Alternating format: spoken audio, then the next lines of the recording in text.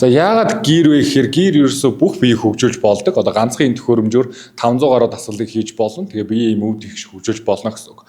Хоёрдугаар гэр эдийн засгийг хэмнэж өгдөг. Та олон төхөөрөмж авснаас ганцхан гэртэй байхад л мөн адил та өөрийнхөө биеийг хөгжүүлж болж байна гэсэн үг.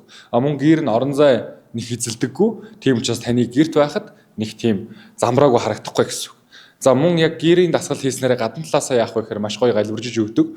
Тэр дундаа хамгийн түрүүнд хүний тайл маш гоё болдог, хөвлий рүү ордог, мөр маш гоё болж өгж идэг.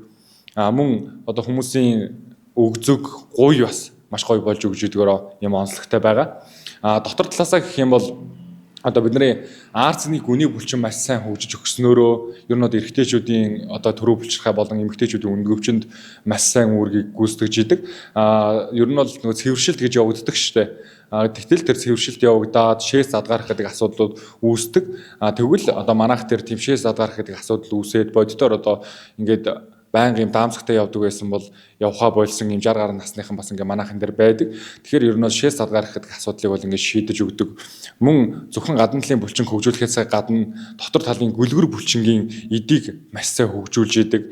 Мөн одоо тархины бор давхаргад гэрийн хөдөлгөөнүүд нь мэдээллийг очиулаад тархины бор давхаргад мэдээлэл очсноороо уламжлалт хангаа ухаанаар бол одоо ходоодны гал гэдэг зүйлийг маш сайн болгож идэг. Ходоодны гал өөрөө сайн байснаар бидний хоол боловсруулах системийн үйл ажиллагаа сайн байж бидний бодис солилцоо илүү сайн байдаг гэсэн. Гэх мэтлэн гэрийн давуу талууд бол маш их байгаа. За тэр дундаа орчин үед хүмүүс суугаа байдлаас болж ер нь бол арцэг нурууны асуудлууд маш ихээр үүсэж байгаа. Ээл 4, ээл 5-ын суултууд, бүр доод хэсгийн суултууд, нурууны зүтгэлтүүд гэдэг асуудлууд маш ихээр үүсэж байгаа. Тэгвэл дайн улсын судалгаагаар гэрийн дасгал нь өөрөө тэр дундаа гэрийн савлуур гэж байдаг. Тэр нь нурууны одоо ясны бүтцэд их ачаалал өгдгөө мөртлөө нурууны булчин хөгжүүлдэг цорын ганц хэрэгсэл гэдэг дүгнэлт дайн улсаас хийгдсэн байдаг. Мөн судалгааных нь үр дүнд 7 хоногт 20 минутаар 3 удаа хийгээд 3 сар болоход нурууны доод мөчний асуудал 59%-аар зовөр нь багассан, өвдөг 27%-аар зовөр нь багассан, хүзүүний өвчлөл 35%-аар болоо зовөр нь багассан гэсэн үр дүнгууд байдаг. Тэгэхээр ийм судалгаанууд ер нь бол дайн, Америк нэгдсэн улс, Швед гэх мэтлэн улсуудаар бол ерөнхийдөө бас гэрийн судалгаанууд их байдаг. Монголд бол одоохондоо нэг их байхгүй.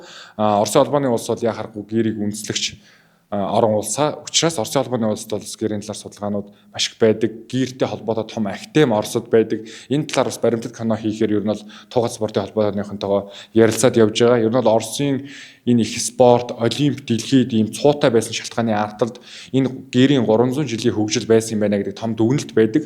Тэгээ монголчууд бид орчин үед одоо юу гэдэг өөрийнхөө уламжлалыг алдснаас болоод бидний юм сул дорой болж байгаатай адилхан Орос залуучууд өнөөдөр гэрээ хийхээ болсноос болоод спортын амжилтууд нь хойшоогоо унж байгаа асуудууд үүсчихнэ гэдэг ийм яриануд байдаг. Энэ бол судалгаа биш, зүгээр ер нь л хүмүүсийн нэг ардын яриа гэдэг шиг юм яриануд юм байгаа. Гэхдээ ард түмний яриа бол бас нөгөө ажиглалтан дээр үндэслэж байгаа учраас бас үнэн нь их ойрхон байдаг. Ингээд гэр бол миний хувьд бол маш намайг ингэж дурлуулсан. Ер нь бол за миний хамгийн том гэр дурд болсон шалтгаан бол би өөрийнхөө монголчуудаар бол эр биеийг ирчилж гүйцэхийг хүсэж исэн, баатрын биеийг бүтээхийг хүсэж исэн, өвөг дээдсийнхэн тэр агуу хүч чадалтай төвчээрийн хязгаард бие хүрэхийг хүсэж исэн.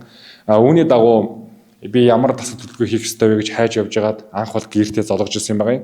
Гэр өөрөө бидний өвөг дээдсийн амьдрал ахуйдаа хийдэг байсан маш олон хөдөлгөөнийг гэрээр хийх боломжтой байдаг. Өнөөдөр суурин соёлын иргэншилд бид нар тэр болгон хөдөө яваад ахуйд байгаа тэр олон